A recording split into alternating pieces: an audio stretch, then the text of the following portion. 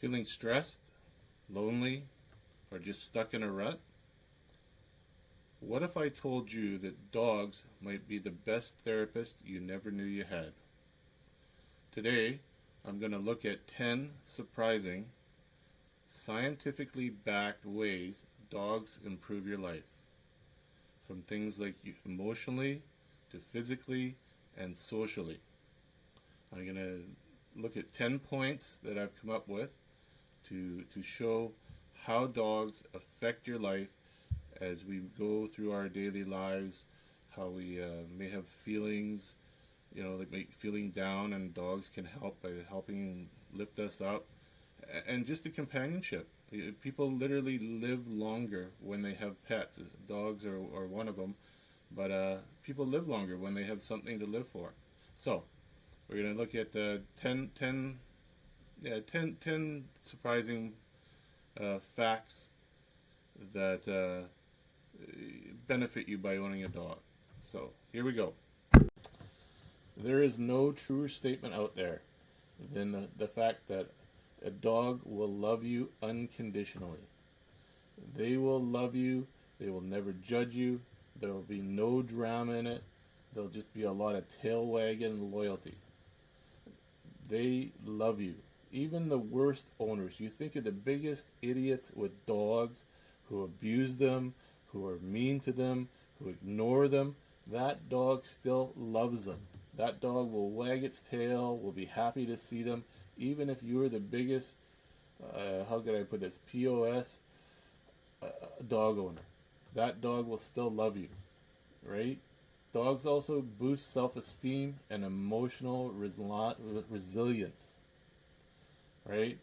You gain a lot of confidence, a lot of emotional confidence.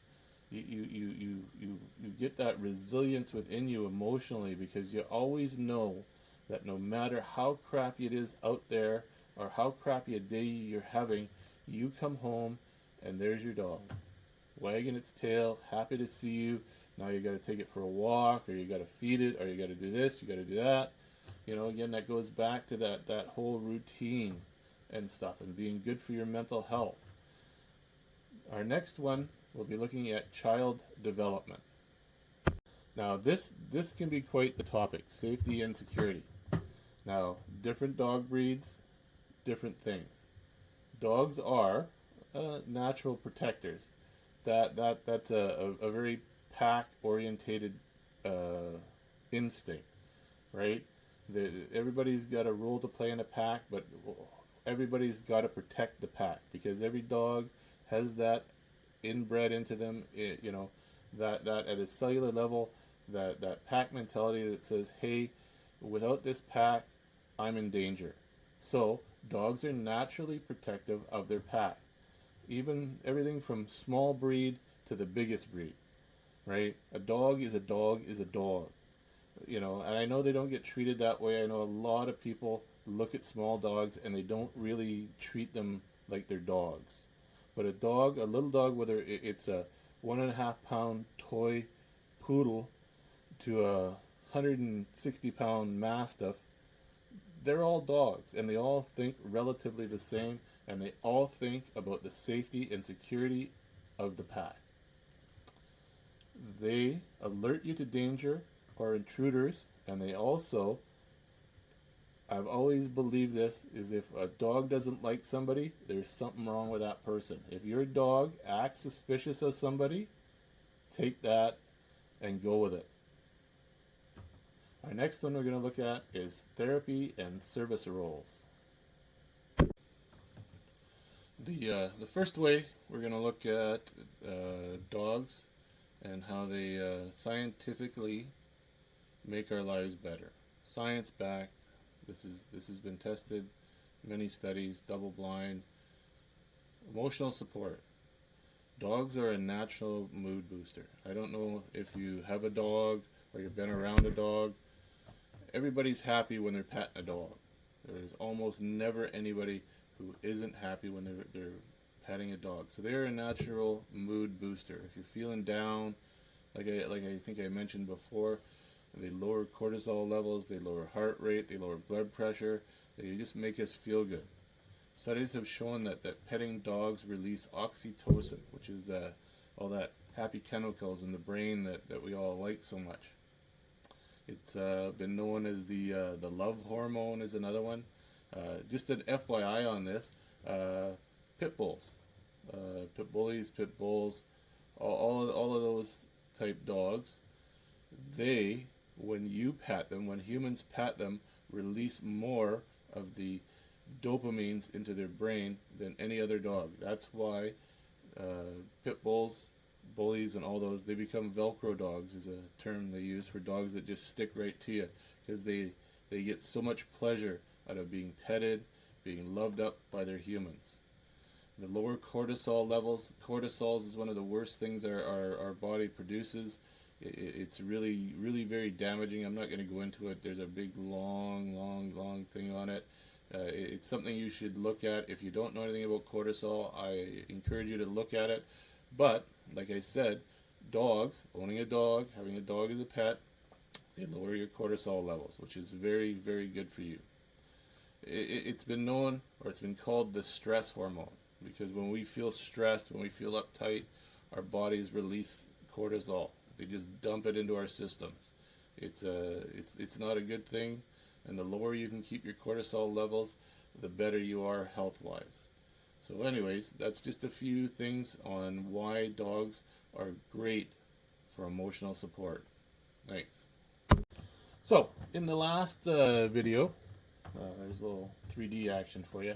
I touched on it a bit in the physical health about getting out and walking your dog. It is a social, it's a social activity because everybody who has a dog likes to talk about their dog. There really isn't a person out there that one doesn't want to tell you what a great dog they have and how fantastic it is and how funny it is or funny things it do. And you just smile when you're talking about your dog. You just, it makes you happy. That dog, his just undying love for you makes you happy. And it gets you out now. It gets you out. It gets you into the world, And dogs are social magnets. When you have a dog, whether it's your neighbors, whether it's a friend, or whether it's that, man, they want to be there with your dog. They want to hang out with you and your dog. They want to pat your dog. They want to throw the ball for your dog. They want to play fetch, and there you are, making more and more and more social connections. And we won't even talk about the part where, you have your dog and you're out at the Ambleside Beach and you're walking around and then there's that lady or that fella, and they're out there, they're walking their dog and you just kind of figure out how to cross paths and next thing you know, you might meet somebody if you're single, right? Hopefully you're not looking for somebody if you're not single, but and it helps you and your romantic partner because now the both of you guys can get out with the dog. You get out, you get good endorphins going, you get happy, you just have fun being together, which is sometimes, is just the thing. Is just being outside and being together really helps you with your romantic life. All right, the next time I'm going to be talking about is routines and responsibilities. So, we're going to talk about routines and responsibilities. Now, it's not all just hanging out with your dog and having fun. I mean, there's a routine to it. You have to feed your dog, you have to walk your dog, you have to care for your dog, and in that creates structure in your life. So if you feel like everything in your life is just chaos and it's just like everything's going around you, you always have that structure in your life. Take my dog for a walk at this time. Dog gets fed at this time. And you have to also bring into that the care of your dog. So a yearly visit to the vet, brushing it, washing it, looking after its needs. Now this is especially helpful and again, this is scientifically backed. This has been shown scientifically. This isn't just making up stuff.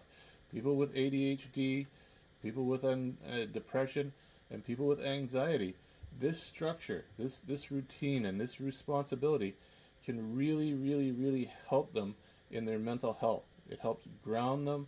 It gives them a sense of purpose. And again, when you have these mental health issues going on, that animal, that routine, those responsibilities, they can ground you, and they can help you maintain your life on a day-to-day basis. The next thing we're going to look at is unconditional love.